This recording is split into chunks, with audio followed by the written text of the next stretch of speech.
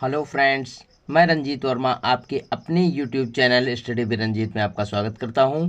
Friends, मैं आज आपको इस वीडियो के माध्यम से बताऊंगा कि कक्षा 12 सामान्य हिंदी में कौन कौन से अलंकार पूछे जाते हैं जो आपकी बोर्ड परीक्षा में प्रयोग किए जाते हैं, ठीक है, या आते हैं। तो बच्चों, कक्षा 12 में पूछे जाने वाले कुछ महत्वपूर्ण अलंकार की परिभाषा और उनके उदाहरण निम्नवत है जो हम आपको अपने इस वीडियो के माध्यम से पढ़ाएंगे, ठीक है। तो बच्चों, हम देखते हैं अलंकार। सबसे पहले अलंकार किसे कहते हैं, उसका अर्थ क्या होता है और परिभाषा, ठीक है। तो यहाँ पर देखते हैं बच्चों हम अलंकार का अर्थ क्या होता है। तो बहुत ही शॉर्ट शब्दों में बच्चों मैंने ये वीडियो आपके लिए तैयार किया है। तो यहाँ पर देखते हैं हम अलंकार का अर्थ क्या होता है। तो अलंकार दो शब्दों से मिलकर बना है। देखिए, अलंकार का शाब्दिक अर्थ होता है आभूषण या सजावट, या आप कह सकते हैं किसी काव्य की शोभा बढ़ाने वाले शब्दों को अलंकार कहते हैं, ठीक है।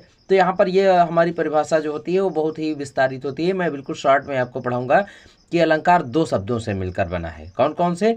अलम धन कार, ठीक, दो शब्दों से मिलकर बना है। अलम धन कार बराबर अलंकार। और अलंकार का शाब्दिक अर्थ होता है आभूषण या सजावट, ठीक है बच्चों। बहुत ही सावधानी के साथ सुनना है और बहुत ही एकदम इजी परिभाषा है। तो अलंकार संप्रदाय के लेखक कौन है, ये भी प्रश्न 1 नंबर में पूछ लिया जाता है। तो अलंकार संप्रदाय के लेखक आचार्य भामह हैं। कौन है? आचार्य भामह हैं। और उनकी पुस्तक का नाम काव्य अलंकार है, यानी आचार्य भामह द्वारा रचित पुस्तक का नाम क्या है? काव्य अलंकार है, ठीक है। और उसके बाद में आचार्य दंडी ने कहा था, देखिए अलंकार की एक जो यहाँ पर सूक्ति नुमा दी गई है पंक्ति, तो इसमें आचार्य दंडी ने कहा था कि काव्य शोभाकारान धर्मान अलंकारान पृच्छते, यानी काव्य की शोभा बढ़ाने वाले धर्मों अर्थात शब्दों को ही अलंकार कहा जाता है, ठीक है। इसकी यह परिभाषा है, ठीक है। ये किसने कहा था, ये पूछ लिया जाता है 1 नंबर में। काव्य शोभाकारान धर्मान अलंकारान पृच्छते, यह सूक्ति किसकी है? तो यह आचार्य दंडी द्वारा रचित सूक्ति है। अर्थात इसका अर्थ होता है कि काव्य की शोभा अर्थात कारक या धर्म या गुणों को अलंकार कहते हैं, ठीक है। काव्य की शोभा बढ़ाने वाले कारक, धर्म या गुण अथवा शब्दों को ही हम अलंकार कहते हैं, ठीक है। आगे देखते हैं बच्चों,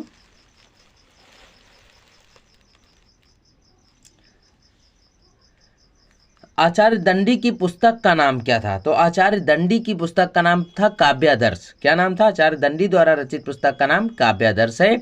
और इसमें अलंकार के 3 भेद बताए। इन्होंने अलंकार के 3 प्रकार बताए। कौन कौन से? नंबर 1 होता है सबसे पहले शब्दालंकार। तो इसमें भाई शब्दालंकार की परिभाषा क्या होती है कि जहाँ पर शब्दों के माध्यम से किसी काव्य में या कह सकते हो किसी लेख में सुंदरता उत्पन्न की जाए, वहाँ शब्दालंकार होता है। और अर्थालंकार क्या होता है कि जहाँ काव्य में अर्थ के माध्यम से रोचकता उत्पन्न हो, वहाँ अर्थालंकार होता है। और उभयालंकार तीसरा था। तीसरा कौन सा था? उभयालंकार। तो बच्चों, उभयालंकार में जहाँ का शब्द और अर्थ दोनों के माध्यम से किसी काव्य में सुंदरता उत्पन्न की जाती है, वहाँ उभयालंकार होता है। तो बच्चों, बहुत ही सावधानी के साथ पढ़ना है और बहुत ही मार्मिक ढंग से हम आपको पढ़ाएंगे, ठीक है। तो सबसे पहले हम बच्चों अपना पहला, इस वीडियो में हम केवल आपको सबसे पहला अलंकार पढ़ाएंगे, शब्दालंकार और उसके भेद, ठीक है। तो शब्दालंकार का अर्थ क्या होता है? देखिए, शब्दालंकार मैंने बताया कि जहाँ किसी काव्य में शब्दों के माध्यम से सुंदरता उत्पन्न की जाए, तो वहाँ शब्दालंकार होता है, ठीक है। तो यहाँ पर देखिए शब्दालंकार के भेद। शब्दालंकार के कितने भेद होते हैं? 5 भेद होते हैं। सबसे पहला अनुप्रास अलंकार, दूसरा श्लेष अलंकार, तीसरा वक्रोक्ति अलंकार, चौथा है वित्सा अलंकार और 5वां है पुनरुक्तिवाद भाष, ठीक है, अलंकार। तो सबसे पहले हम देखते हैं हमारा कौन सा अलंकार है? अनुप्रास अलंकार, ठीक है। वर्ण साम्यम, इसका एक सूत्र होता है। अनुप्रास अलंकार का जो सूत्र होता है वो होता है वर्ण साम्यम अनुप्रासः, यानी जहाँ पर वर्ण अर्थात जहाँ पर एक ही वर्ण की आवृत्ति बार बार होती है, वहाँ अनुप्रास अलंकार होता है। लेकिन यहाँ पर देखिए मैंने कई सारे अलंकार यानी अनुप्रास अलंकार के उदाहरण लिख दिए हैं, लेकिन ये अलग अलग सारे उदाहरण हैं। ठीक है, अलंकार जो अनुप्रास अलंकार के कितने भेद होते हैं, तो अनुप्रास अलंकार के 5 भेद होते हैं। ठीक है, अब वो जब हम आपको पढ़ाएंगे 5 प्रकार का होता है, तो उसके माध्यम से अलंकार अलग अलग हम आपको प्रयोग करके बताएंगे। तो यहाँ पर देखते हैं बच्चों, अनुप्रास जो हमारा अनुप्रास अलंकार है वह उसका सूत्र होता है कि वर्ण साम्यम अनुप्रासा है, यानी जहाँ पर एक ही वर्ण की आवृत्ति बार बार हो वहाँ अनुप्रास अलंकार होता है। जैसे यहाँ पर हम देखते हैं राम रमापति कर धन लेहूं। राम रमापति, देखिए रावण कई बार आया है यहाँ पर। ठीक है, रावण कई बार आया, यहाँ अनुप्रास अलंकार हुआ।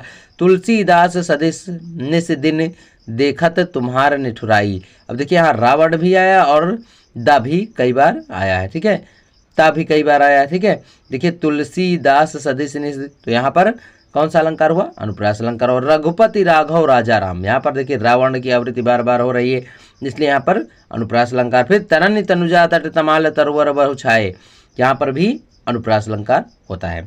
लेकिन अनुप्रास अलंकार होता है, लेकिन इसकी एक पहचान होती है, ये अलग अलग परिभाषाएं हैं बच्चों। ठीक है, अनुप्रास अलंकार की तो है, लेकिन सब ये अलग अलग परिभाषाएं हैं। अब हम आपको बताएंगे कैसे। तो बच्चों हम देखते हैं, यहाँ पर मैंने अनुप्रास अलंकार के कई उदाहरण बताए हैं, लेकिन ये सब अनुप्रास अलंकार के भेदों के उदाहरण अलग अलग होते हैं। जैसे आप देखते हैं यहाँ पर अनुप्रास अलंकार के भेद, तो अभी मैंने आपको बताया है कि अनुप्रास अलंकार के 5 भेद होते हैं। ठीक है, सबसे पहले जैसे छेका अनुप्रास। ठीक, अनुप्रास अलंकार के कितने भेद होते हैं, 5 भेद होते हैं। सबसे पहले छेका अनुप्रास। छेका अनुप्रास किसे कहते हैं, तो यहाँ पर देखते हैं जहाँ कोई वर्ण क्रमशः 2 बार आए, जहाँ पर कोई वर्ण क्रमशः 2 बार आए वहाँ छेका अनुप्रास होता है। जैसे कि हम यहाँ पर अपना पहला उदाहरण देखते हैं बच्चों, राम रमापति। देखिए पहले शब्द में रा है और दूसरे शब्द में भी रा है। ठीक है, तो यहाँ पर कौन सा अलंकार हुआ, छेका अनुप्रास अलंकार हुआ। ठीक है, जहाँ पर कोई वर्ण क्रमशः 2 बार आए, यानी क्रमशः लगातार 2 बार आए, वहाँ पर छेका अनुप्रास होता है। राम रमापति कर धन लेहू। ठीक है, और दूसरा है वृत्त्यानुप्रास। वृत्त्यानुप्रास की परिभाषा क्या होती है कि जहाँ एक ही वर्ण कई बार आए, क्रमशः कई बार आए, बार बार एक ही वर्ण की आवृत्ति होती रहे, वहाँ वृत्त्यानुप्रास होता है। जैसे दूसरा उदाहरण हम देखते हैं, रघुपति राघव राजा राम। देखिए रघुपति मेरा, राघव मेरा, राजा मेरा, राम मेरा। देखिए एक ही वर्ण की आवृत्ति बार बार हो, हर एक शब्द में वहाँ पर वृत्त्यानुप्रास होता है। समझ गए बच्चों। ठीक है, अब तीसरा हमारा देखिए कौन सा होता है, तीसरा है श्रुत्यानुप्रास। श्रुत्यानुप्रास यानी यहाँ पर देखिए थोड़ा सा भ्रमित करने वाला होता है, जहाँ एक ही वर्ग के कई वर्ण आए। एक ही वर्ग के, एक ही वर्ग आप समझते हैं ना, एक वर्ग का अर्थ होता है, जैसे का वर्ग लेते हैं, का खा गा घा अंगा, तो ये एक वर्ग हो गया, अर्थात एक ही उच्चारण स्थान वाले वर्ण आए। ठीक है, जैसे का वर्ग का उच्चारण स्थान कंठ से होता है, तो एक ही वर्ग के उच्चारण स्थान वाले वर्ण आए, तो वहां पर कौन सा होता है, श्रुत्यानुप्रास होता है। जैसे तुलसीदास सदिति निस दिन देखत तुम्हार निठुराई। तो यहाँ पर देखिए तुलसीदास, देखिए ता के बाद ता था दा हो गया, धा ना है का एक वर्ण के कई, एक ही कह सकते हैं कि जहाँ पर एक ही वर्ग के कई वर्ण हो, तो देखिए ता के बाद था छोड़ दीजिए, था के बाद दा है, दा के बाद धा छोड़ दीजिए, धा के बाद ना है। देखिए है एक ही वर्ण के हैं, तो यहाँ पर जहाँ पर एक ही वर्ग के कई वर्ण बार बार आए या एक पंक्ति में प्रयोग किए जाए, वहाँ श्रुत्यानुप्रास होता है। तो इसके लिए ये उदाहरण मैंने लिख दिया आपके लिए। ठीक है, अब देखते हैं हमारा चौथा कौन सा होता है, लाटानुप्रास। ठीक है, तो लाटानुप्रास कौन सा होता है, इसकी परिभाषा क्या होती है, तो बच्चों जहाँ कोई शब्द 2 बार प्रयुक्त हो किंतु अर्थ एक ही हो, जहाँ पर कोई शब्द यहाँ पर कहा गया है, वर्ण नहीं कहा गया, ये बात याद रखना, जहाँ पर कोई शब्द 2 बार प्रयुक्त हुआ हो किंतु अर्थ उसका एक ही हो, वहाँ लाटानुप्रास होता है। जैसे यहाँ पर वही मनुष्य है जो मनुष्य के लिए मरे। अब देखिए मैंने यहाँ पर क्या बताया, जहाँ पर कोई शब्द 2 बार प्रयुक्त हो किंतु उसका अर्थ एक ही हो, तो यहाँ पर देखिए एक मनुष्य हो गया, वही मनुष्य है जो मनुष्य के लिए मरे, तो दूसरा मनुष्य भी है। अब मनुष्य का अर्थ तो मनुष्य ही होगा, उसका अर्थ एक होगा, तो यहाँ पर कौन सा अनुप्रास अलंकार हुआ बच्चों, लाटानुप्रास हुआ। ठीक है, आगे देखते हैं बच्चों हमारा अंतिम और 5वां जो भेद है, अंत्यानुप्रास। अंत्यानुप्रास का अर्थ होता है कि जब पंक्तियों का समापन समान तुक से हो, वहां पर अंत्यानुप्रास होता है। अब समान तुक क्या होता है कि जैसे हम कोई दोहा ले लेते हैं तो उसका समापन जो पहले शब्द के लास्ट जो शब्द होता है, पहले लाइन के हमारे लास्ट में जो शब्द होता है, वही दूसरे लाइन के समापन में भी उसी शब्द का होना अनिवार्य होता है। तो बच्चों इसके लिए मैंने कई सारे उदाहरण आपके लिए लिखे हैं, देखिए, जो कि बहुत ही सरल हैं। ठीक है, तो अंत्यानुप्रास में क्या होता है कि जब पंक्तियों का समापन समान तुक से हो तो वहां पर अंत्यानुप्रास होता है। जैसे उदाहरण में बच्चों देखिए, मैंने कई सारे लिखे हैं उदाहरण। यहाँ पर देखिए, ये आपके लिए मैंने कई उदाहरण लिखे हैं। मैंने बताया भी कि जहाँ पर पंक्तियों का समापन समान तुक से हो, और तुक किसे कहते हैं, जो प्रथम शब्द हो, जिस यानी पहली पंक्ति के लास्ट में जो शब्द हो वही दूसरी पंक्ति के लास्ट में उसी शब्द का होना अनिवार्य होता है। तो यहाँ पर उदाहरण देखिए, मैंने पहला लिखा है कि इस धरा के लिए, इस गगन के लिए। यहाँ पर देखना है बच्चों बहुत ही ध्यान से, इस धरा के लिए, इस गगन के लिए। तो यहाँ पर देखिए पहली पंक्ति के लास्ट वर्ण में लिए आया ना, और महक तू देख कश्मीर चमन के लिए। तो देखिए यहाँ पर जो लिए शब्द दिया गया है वो पहली लाइन में भी दिया गया है और अंत में समापन में भी वही दिया गया है। ठीक है, तो यहाँ पर कौन सा हुआ, अंत्यानुप्रास हुआ। ठीक है, और इसी तरह दूसरा हमारा उदाहरण है कि चली जा रही है। जैसे एक गाना आपने सुना होगा कि वहीं पर उसी धुन में मैंने थोड़ा सा बना दिया है कि चली है नसीमें समर धीरे धीरे, हुआ है यूं मुझ पे असर धीरे धीरे। बच्चों पंक्तियों को समझने का प्रयास करिएगा यहाँ पर। ठीक है, अभी मैंने बताया है पहले शब्द के लास्ट वर्ड में जो भी शब्द है, पहले शब्द जो हमारा पहली लाइन होती है उसके लास्ट में जो शब्द प्रयोग किया जाए वही उसके अंत में, उन पंक्तियों के अंत में भी उसी शब्द का होना अनिवार्य होता है। तो यहाँ पर देखिए, चली है नसीमें समर धीरे धीरे।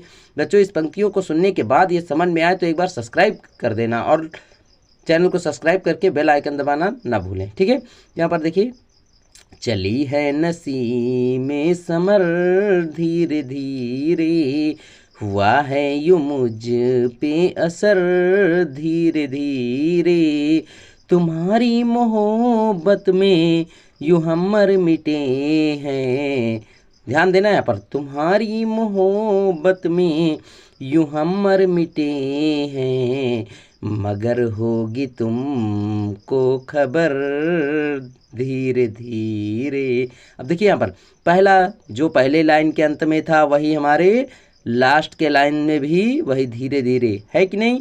तो यहाँ पर हमारा कौन सा हुआ, अंत्यानुप्रास अलंकार हुआ। ठीक है, अब बच्चों आगे देखते हैं, हमारा तीसरा उदाहरण भी इसमें दिया है कि इस तरह से मुझे आप मत देखिए। ये बच्चों यहाँ एक लाइन है, यहाँ पर यहाँ से लेकर के यहाँ तक एक लाइन है। ठीक है, मैंने शॉर्ट में लिख दिया है वो कि इस तरह से मुझे आप मत देखिए, भाव सूती नहीं हूँ मैं बाजार की। एक लाइन में लास्ट में क्या आया कि, फिर दूसरी लाइन है कि मेरी हर सांस में एक उपन्यास है, मेरी हर सांस में एक उपन्यास है, कोई कतरन नहीं हूँ मैं अखबार की। अब देखिए यहाँ पर जो पहली लाइन में आया अंत में की और वही दूसरी इसके समापन में भी वही आया की। ठीक है, तो यहाँ पर कौन सा हुआ, यानी जिसका आदि में भी वही और अंत में भी वहाँ पर अंत्यानुप्रास अलंकार होता है, वही शब्द आया। ठीक है, तो यहाँ पर देखते हैं अगला अलंकार भी,